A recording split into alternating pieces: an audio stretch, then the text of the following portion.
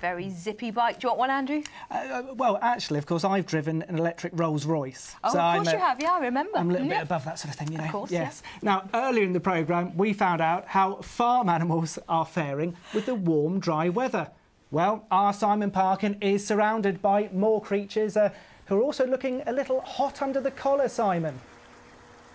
They are indeed. I'm at Birdworld and I'm on the aptly named Penguin Beach, and there are the penguins, who are quite shy but seem quite happy and content, and that's because we usually think of penguins as needing cold and snow, but actually, Duncan, they quite like it hot, don't they? Absolutely. These guys come from South Africa, so they love the hot, dry weather. So they're not at all fazed by what we've been going through? Not at all. This is perfectly...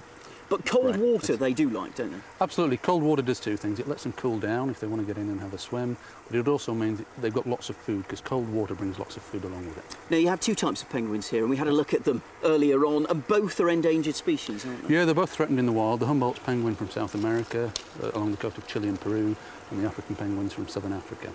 They're both suffering global warming affecting fisheries.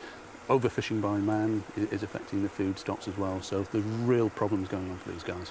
And so keeping a couple of colonies here is actually helping them survive in the future? Absolutely. The birds we have at Birdworld, together with the birds across the zoos all over Europe and in North America, just provide a backup in case the wild populations do disappear altogether.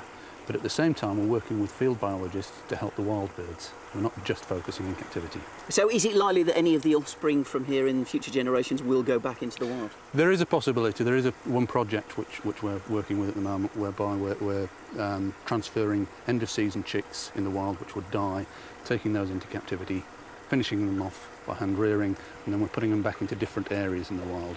So if that works, then we'll look at moving birds from captivity back to South Africa. Well, keep us posted as to how that goes. Absolutely. These birds happy at the minute with the weather. Let's see if there are any changes coming. You can't choose the weather, but you can choose the right trade or service provider for you. Checkatrade.com sponsors ITV Meridian Weather.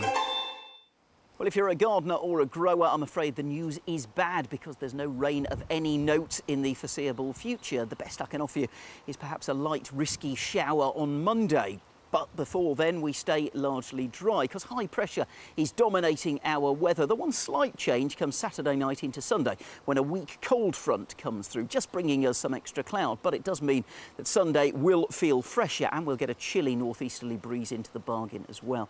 For tonight, though, the complete opposite. It's a very mild night. Temperatures up into double figures, despite the fact we've got clear skies everywhere. Might be a little bit of mist just in the north of the region, but that probably won't last very long tomorrow morning, because the sun will soon get to work, and again it's going to be a warm, strong sun. UV levels will be high. You won't take long to burn. There might be a bit of fair weather cloud as we go through the day, but lots of blue sky, and temperatures eventually peaking at around 24 Celsius. That's 75 Fahrenheit. Bit cooler by the coast where there's a bit of a breeze. Then a repeat performance on Saturday. Sunday, though, like I say, breezier and cooler, and then a risk of a shower on Monday.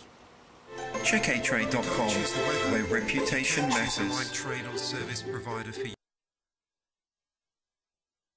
Hay fever spoiling your fun. Claritin sponsors the ITV pollen count.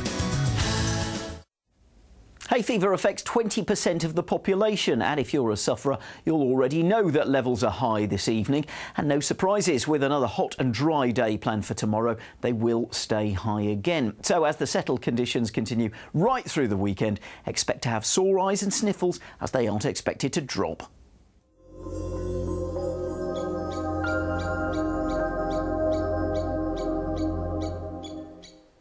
Well, now, I had a very fortunate experience earlier on. Have a look. I got to hold a little tiny, cute baby penguin. Isn't he lovely, you're thinking?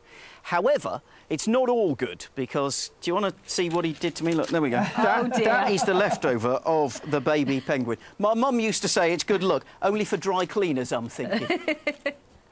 Brilliant. Top stuff, Simon. Thank you. That's okay. Bring it in tomorrow. The penguin, not the shirt.